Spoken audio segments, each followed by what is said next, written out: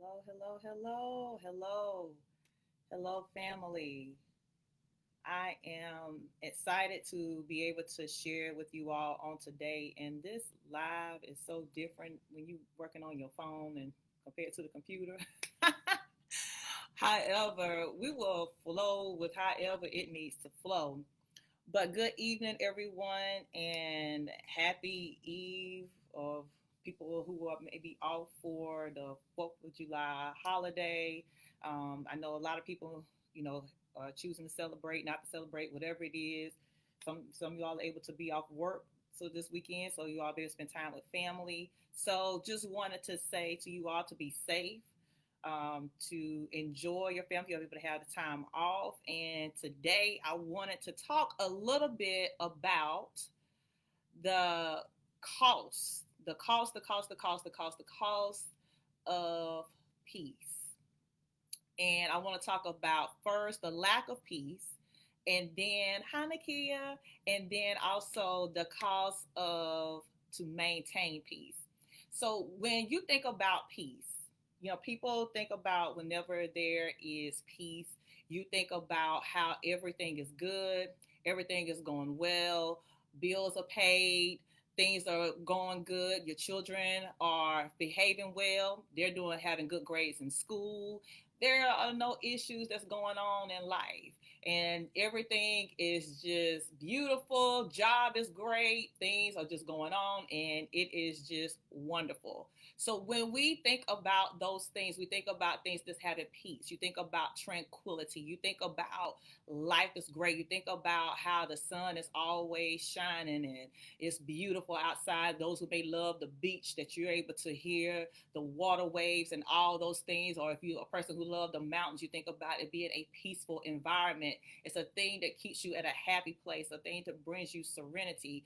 And many of us talk about whenever we say we just want to be able to have some peace in life, that we want to be able to have at a place wherein we feel like we have arrived, that we are at a place, whether it is we're walking on our life purpose, whether it is that we're where we want to be career wise, whether you're an entrepreneur and you feel like the dreams and visions that you have had, that you have accomplished and have gotten to that place. But I want to talk a little bit about today about how many times when what we conceive of what peace is really may not be what really truly peace is, because we sometimes acquire to certain things. And I know I shared that story before about the young lady that killed herself and how she dealt with a lot of issues. And many people reached out and said, well, I'm not at that place. I'm not at a place wherein I feel like I want to kill myself, but I have got to a place sometimes wherein I have felt depressed, I have felt stressed, I have felt like I was alone, I have felt overwhelmed, and I really felt like I was by myself in the world. And if we have not gotten to that place, please tell me how you did not ever be at that place, because we have all had situations wherein we have dealt with an issue, or we're going to be dealing with an issue, or we have just come out of an issue. So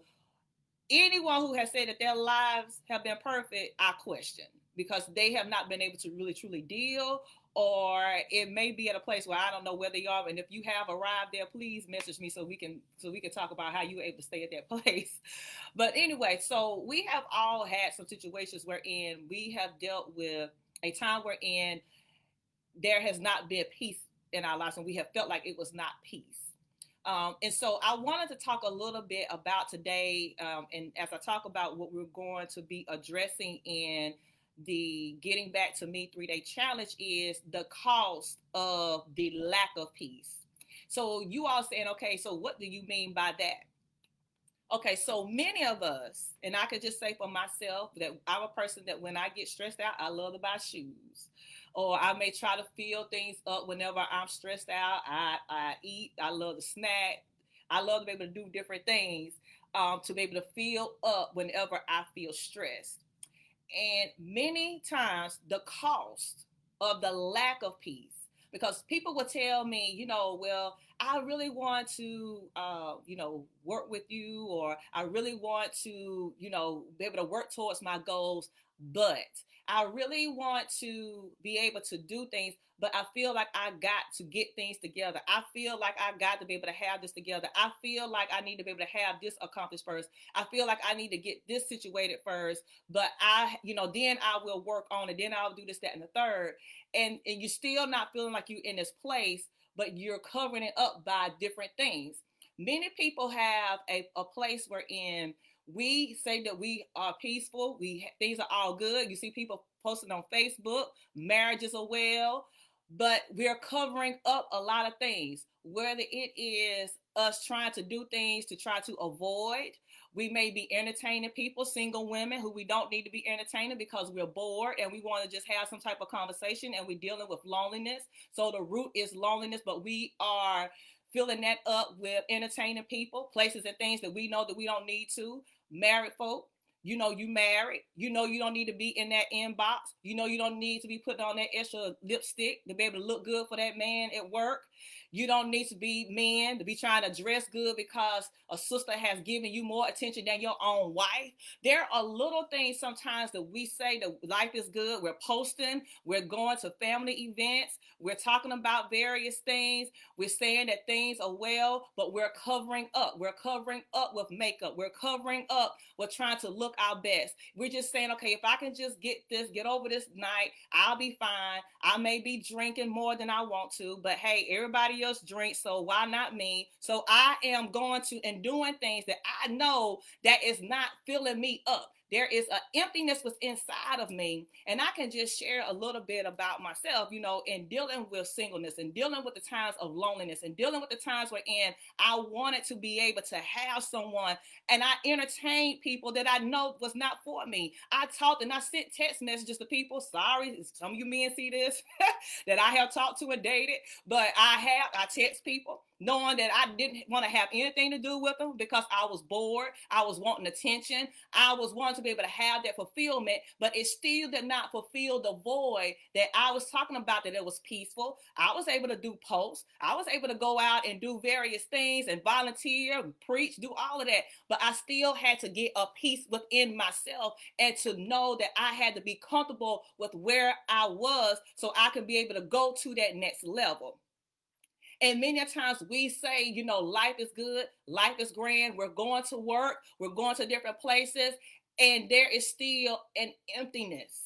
We've been giving so much to other people. We've been pouring into other people. We've been giving so much to other people, and we have lost ourselves in the process. We're able to do our hair. We're able to put on the great makeup, but we're broken inside. We're crying when we go home. We are at a place wherein we don't want to deal with anyone, but we saying that that we love God. We can say that we love God. It's not a thing that you don't love God. A lot of times people will say, well, I feel like because if I say that I am in this broken place, or I say that I have been depressed, or if I say that I've been stressed out, people will say, well, I have a lack of faith. No, that's just called being real. It is okay. And as of many times, people of God, we tend to hold on to the fact that we have to have it together. We hold on to the fact that we have to say, I'm going to believe in faith. God is good all the time, and all the time God is good. We continually speak these things, but do we truly believe those things? And I was talking to someone today. I said, it's a difference in speaking the word than actually believing the word. When we say that I know that I am the apple of his eye, do I really believe that I am the apple of his eye? When I say that he will supply every one of my needs according to his riches and glory, do I really believe that he is going to do those things? Do we really believe?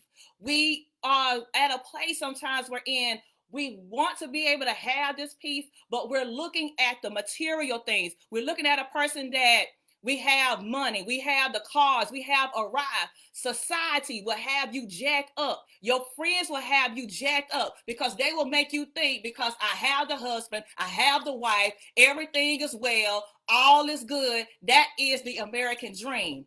Where is that biblically? Where is it for people and kingdom people of God to say that is when you have arrived? Having true peace. I looked at some people that are in countries who have a third of what we have, and they are walking around with true happiness. They only have 2 pairs of shoes, but they have some type of joy. They don't have the best toys, but they still have some type of way that they're able to play with one another, enjoy one another. They only have a 2-room house, but they still giving God praise. So what is the cost? What is the cost that you have been given for the peace in your life? Have you been sacrificing your family? Have you been sacrificing your nights to be able to go to sleep at night? What is it that you have been sacrificing to say that I'm going to be able to have peace? Not saying that we don't do hard work, because a lot of times people say, well, I'm a hustler. I work. Team eat, team no sleep. You don't eat. Where was that at?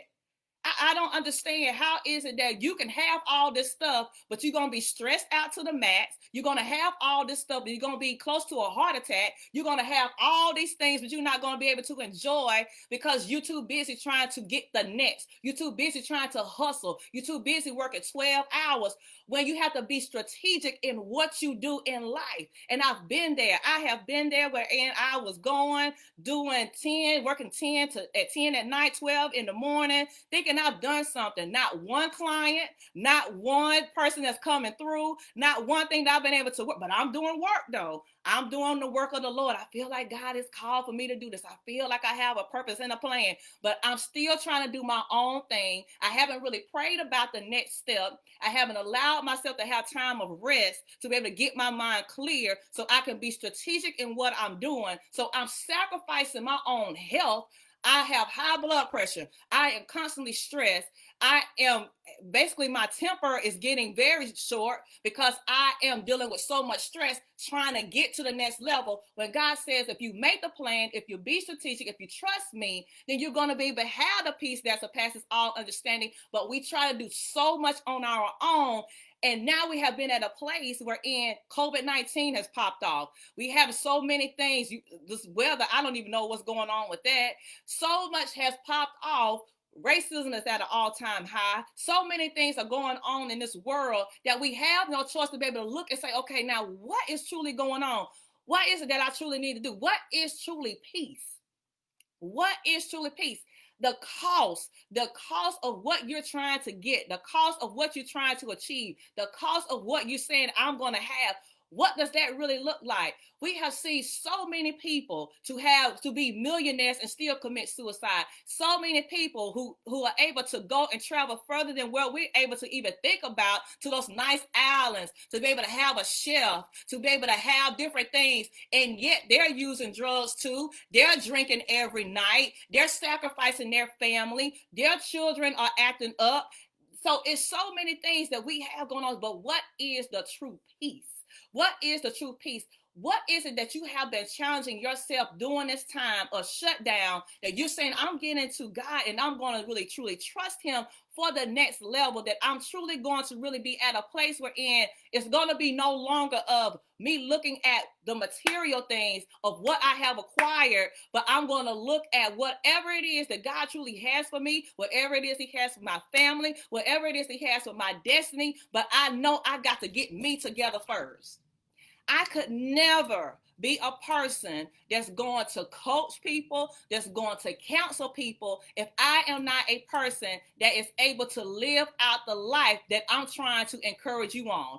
And many times we as people of God, we people as kingdom people of God, we tell people so many times, take care of yourself, learn to trust in the Lord, just pray and know that everything will be all right. Lean on God. But do we truly trust that thing, what we're saying? We go to church, and I'm going to do something on Unmasked because we have a masquerade ball every Sunday at church. What do you mean, Michelle? Okay, so I'm going to go there. We have a masquerade ball, and that's what I talk a lot about in my book, Healing from Invisible Wounds. We, as a people of God, yes, we have the same issues, but we also have the same things that's going on as people of God, but we stay so masked up. We go to church and we say God is good all the time. All the time, God is good. We're shouting. We're saying different things. and we're able to know the verses. We know the cue to shout. We know whenever we say, when they say clap your hands, we're able to clap our hands, and we're shouting in chains. We're speaking things that we truly don't believe. We are sitting here struggling.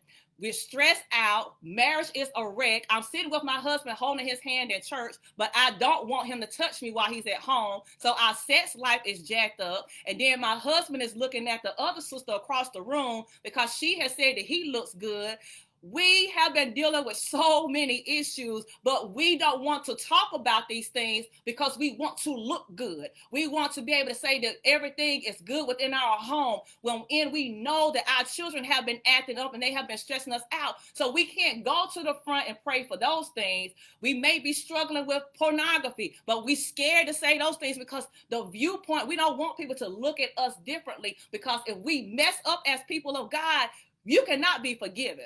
You know people who have fallen short on so many levels, and we're quick to forgive people in the street than we are to forgive people of God, because they should know better. They should be, but people, we have to know that we are imperfect people that are perfectly used by God. And we have to know that we have to be in a continual process of Him working through us, Him cleansing us, Him doing a great work. If it was not for Him continually staying on me and me staying in the Word, ain't no telling where I would be. No telling where I would be at that time. So this is the cost. This is the cost of the peace. People would tell me, well, Michelle, I would come to you. Or you've heard people say, well, I would come to church, but I'm going to get myself together first, and then I will come. Or I'm going to get it together first, and then I'll come and talk to you.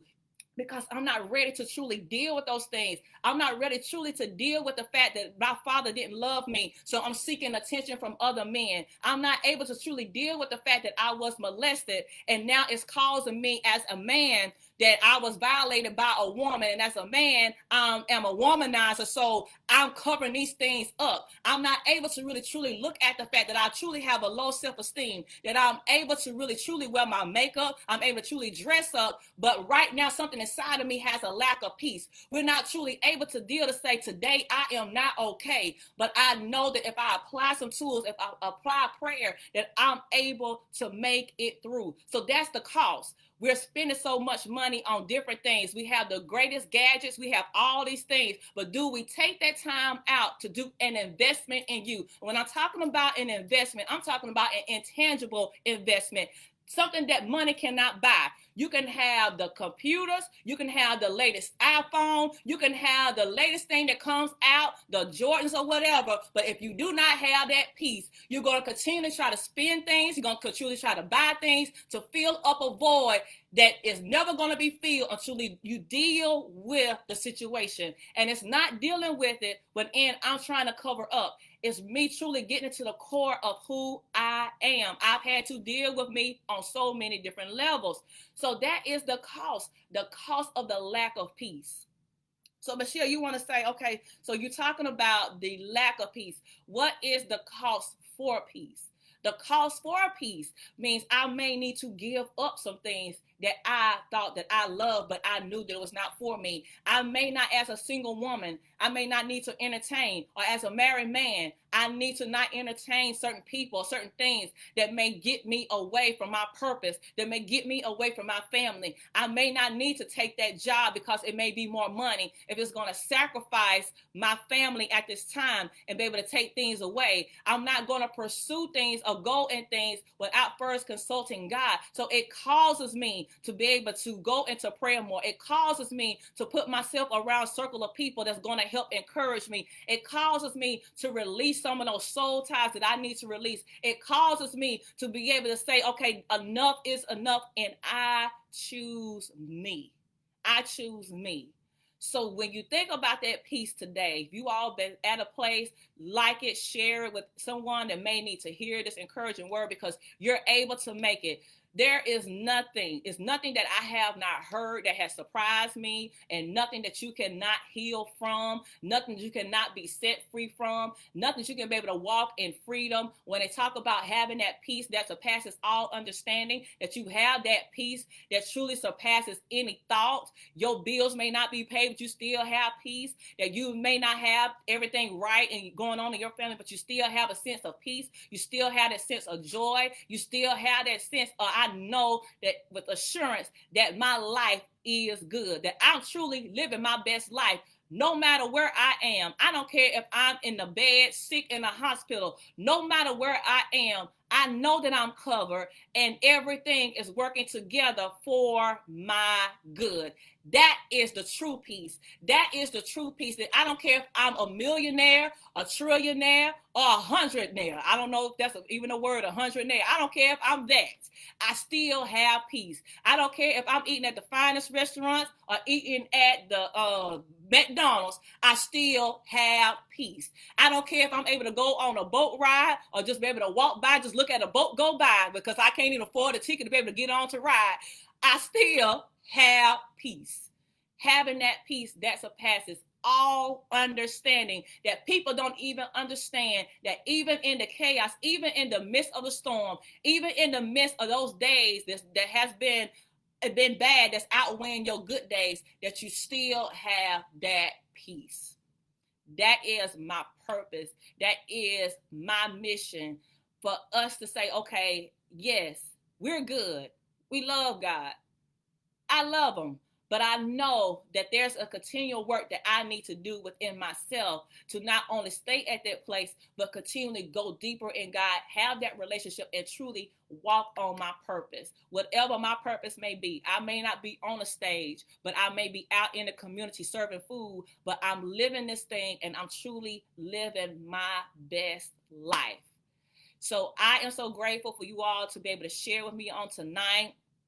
And so I just love sharing. If you all are able to register, it's going to be a 3-day challenge. I'm going to be going all the way in. I'm going to be sharing a lot of things with you all on July the 12th through the 14th. We're going to be talking about getting back to me. We're going to get unmasked. We're going to be talking about some things. I may step on your toes, but it's going to be out of love. My goal is to try to push you to that next level as I'm going to that level, because I tell my people in my circle all the time, my members, I'm a continual work in progress. I have not arrived. I'm still a work in progress. So we're going to continually grow together. So if you all want that time, if you want to get the replays, you click on that link and register. And I'm going to read some of the comments. And Charles, hi Charles, hi Kimberly. And it says that we are willing to do the impossible for the ungrateful. Yes, impossible. Sometimes we are willing to do that for the ungrateful. Oftentimes we give. And I know sometimes people will say, you know, I'm just going to surround myself with people and I'm just going to go here too for just a little bit before I get off. But because I try to keep my lives no more than like 30 minutes. So I know a lot of people will say, well, I'm just going to surround my people that's going to be in my circle. And if you're not going to, you know, lift me up, if you're not going to be on my A team, if you're not going to be this, that, and the third, that I don't need you in my circle. I'm only going to surround myself with people that's going to lift me up. And I don't need to be around that negative energy. Let me just tell you all something. If we had that mindset, then how are we really truly able to really grow? When I did that post about a week ago, when I said even Judas had a purpose, if Jesus had a thing wherein he was like, I'm going to just surround myself with people that's just going to lift me up. I'm just going to be able to heal people that want to be healed. I'm not going to heal people that want to be healed and all this, you know, and I'm not going to do ministry. I'm not going to be around these Pharisees and try to speak to them because they don't want me around anyway. The only thing they did was throw rocks at me and cause me to go to court and all these things that they have done against me. And even Judas, do you think I'm going to be around him even though I know that he's going to betray me, and then Peter's going to deny me 3 times? If Jesus had that mindset, then how would he even go to the cross for us? Because there has been times wherein We have not done what we were supposed to do for Jesus, but he still is consistent in serving us. He still is consistent in loving us. He still is consistent in being the greatest that he is for us. He still keeps us even when we don't want to be kept. He still loves us even though we don't even show him love, even when we don't even recognize him. Even sometimes we don't even give a thank you for breath, even though we don't even thank him sometimes for even having our right minds. We don't even thank him sometimes for able to get out of our beds, but he's still consistent because he came with a purpose and a plan. So if we are to be Christ-like, we have to continually show that Christ love. There are some people that are called to serve you, and there are some people you are called to serve. So I can't have everybody in my circle that's going to push me and be my cheerleader and everything's going to be kumbaya and good. Every purpose and a plan happens for a reason, and every person that comes into your life is for a season and a reason. If I had every person in my life, there were times when people have talked about me. I thank you because you pushed me to that next level. There have been times when people have downgraded me, wherein this man called me a black monkey one time for, coming into work. My mama told me, guess what? You go to work and you do your best job, and how you beat them is you get your master's degree and then you show them of how you can do. So if I had everyone that agreed with me, I don't have anybody to push me. I don't need everybody to say, good job, congratulations. I need some people that's going to correct me. I need some people sometimes that Judas to say, yeah, I got you, girl. And I'll be able to learn a life lesson along the way. Those people that hurt me, those people that they thought they got over on me, they helped push me to the next level. And guess what? If I see them out today, I'm going to continue to show love. Yes, I'm going to have boundaries. Yes, I'm going to be able to say, yes, I know how to treat you differently. I'm not going to have everybody in my inner circle, but I know that there are some people that I'm called to serve. Even though I know they can't stand me, but I continually show love anyhow. Even though I know that just as soon as I walk and log off today, they're going to say, you heard about that girl, Michelle Harris from Gaffney, that old country girl, that girl did this, that, and the third. She thinks she knows this, that, and the third. She thinks she this, that. She got her little doctoral degree. Thank you, because guess what? When you're talking about me, you're doing advertisement, because when you're talking about me, you're going to my page, so you're doing advertisement. Thank you. Judas served a purpose. Judas served a purpose for Jesus to be able to go to the next level. It didn't stop his plan. So anybody that tries to come up against me, anybody that tries to come up against you, they cannot stop your destiny. They cannot stop what it is that God has for you. Yes, I may not keep you close, but I know how to handle you. But I know that there are some people that I am called to serve. I'm called to serve. So us being called to serve, we need to be able to be whole. We need to be able to walk in this thing. We need to be able to serve with gladness, serving, not saying I'm going to roll my eyes. I don't feel like praying for them. No, I'm going to pray for you good. And it's not going to be those prayers like David to say, just tear down, Jesus. No, I'm going to pray for you, and I'm going to wish the best for you, because what God has for you is for you, and what he has for me is for me. So I know that I need to work on me.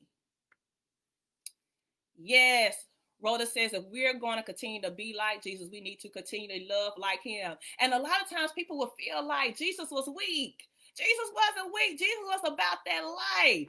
There have been plenty of times, if you all really truly read and go in depth, he checked the Pharisees. He checked the people. He checked them, but it was out of love. It wasn't no clap back where he was trying to get them told or demean them, but he was on a purpose and a plan. But he didn't try to entertain a lot of foolishness. And a lot of times we entertain the foolishness because we allow this stuff to be able to get in our brains, and we're concerned about people when we need to be concerned more about God. We need to be concerned more about him. So I love that. When you're talking about being like him, he was not weak in any way.